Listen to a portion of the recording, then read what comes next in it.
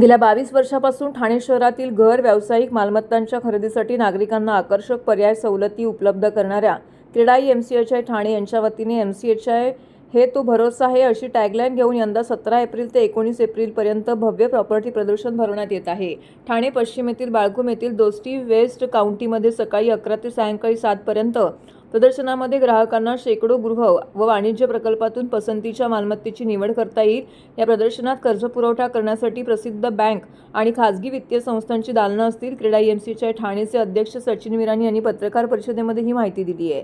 क्रेडाई एमसीएचआय ठाणेचे माजी अध्यक्ष जितेंद्र मेहता, क्रेडाई एमसीएचआय ठाणेचे नवनिर्वाचित अध्यक्ष गौरव शर्मा, सचिव फैयाज विराणी, प्रॉपर्टी प्रदर्शन समितीचे अध्यक्ष विभव बोरकर, खजिनदार जय वोरा, क्रेडाई एमसीएचआय ठाणेच्या युवा शाखेचे अध्यक्ष निमित मेहता इत्यादींसह पदाधिकारी व प्रमुख सदस्य उपस्थित होते।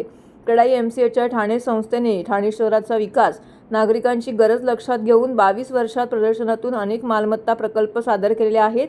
त्यातून हजारो कुटुंबांचे स्वप्नातील घर साकारले, हजारो व्यावसायिकांना वाणिज्य मालमत्ता खरेदी करता आल्या। त्यामुळे एमसीएचआय हे तो भरोसा आहे असा विश्वास ठाणेकरांकडून व्यक्त होत आहे। ठाणेकरांच्या विश्वासाला आम्ही पात्र ठरलो, याबद्दल अध्यक्ष सचिन विराणी यांनी आनंद व्यक्त केलाय। ठाणे शहरातील रिअल इस्टेट व्यवसायाचा वेगाने विस्तार होत असून नवे आधुनिक जीवनशैली असलेले गृहप्रकल्प साकारले जात आहेत। विशेषतः अनेक व्यापारी मालमत्ता आहेत। 17 एप्रिल रोजी सुरू होणाऱ्या प्रदर्शनाच्या माध्यमातून एकाच ठिकाणी नवीन युगातील घरे, वाणिज्य मालमत्तांची माहिती नागरिकांना मिळेल। रिअल इस्टेटमधील नवे पर्याय, सरकारी धोरणं आणि गृहसजावट व अंतर्गत रचनेबाबतही प्रदर्शनाला माहिती मिळेल। शहराचा विकास होत असल्यामुळे मालमत्तेत गुंतवणुकीची गुंतवणूकदारांना उत्तम संधी आहे। आतापर्यंत गुंतवणूकदारांना चांगला परतावा मिळाला आहे, त्यामुळे ग्राहकांसोबतच गुंतवणूकदारांनीही प्रॉपर्टी प्रदर्शनाला आवर्जून भेट द्यावी। मैं यही बोलूँगा कि मी असंच सांगणार की 17, 18, 19 हे सर्व होम बायर्स, ऑफिस बायर्स आणि सेकंड होम बायर्सला एक संधी आहे। त्यांना एकच छताखाली ते संपूर्ण ऑप्शन भेटणार आहे। काय काय प्रोजेक्ट्स अवेलेबल आहेत ठाण्यामध्ये। मी सर्वांना विनंती करतो की तुम्ही या, तुम्ही बघा आणि जे तुमचे आवडते प्रोजेक्ट असेल, जे तुम्हाला चांगला वाटेल ते तुम्ही त्याचं बुकिंग करा। युद्धसाठी हे काही कामगार घरी नाही जात। मे मध्ये नॉर्मली काय असतो, त्यांचा फार्मिंगचा सीझन असतो, त्यामध्ये खूप जे आहे वर्कर्स ते घरी जातात। ते घरी जाऊन त्यांचे जे फार्मिंगचे काम आहे त्याचं उत्पादन करतात। बाकी असं काय लेबरचा आतापर्यंत काय युद्ध कारण काय कमी आहे असं नाही।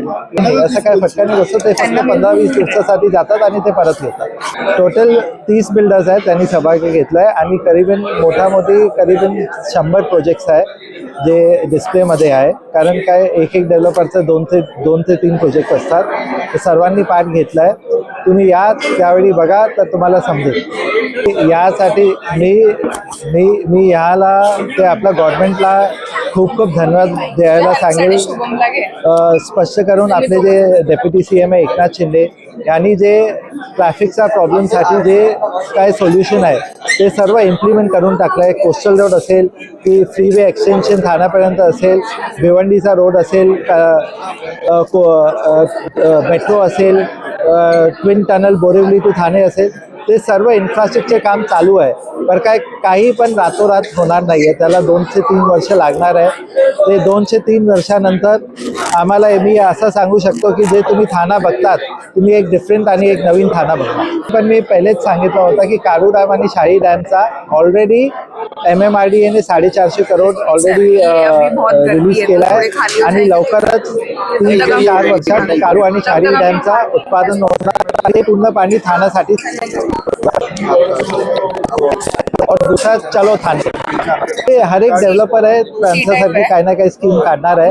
त्यावेळी एक्झिबिशनच्या वेळी ते लोकांना करवणार।